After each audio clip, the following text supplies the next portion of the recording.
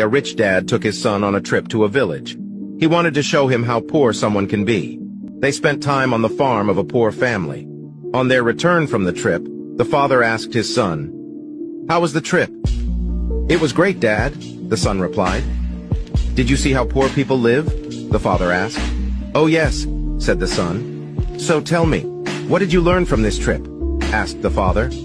The son answered, "We have one dog, they have four. We have a pool. They have rivers. We have tube lights at night. They have stars. We buy foods. They grow theirs. We have walls to protect us. They have a community to protect each other. We have television. They spend their time with family and friends." The boy's father was speechless. Then his son added, "Thanks, Dad, for showing me how poor we are." Moral of the story: it is not about the money that makes us truly rich. It's simplicity, love, compassion, friendships, value, family that makes our lives rich.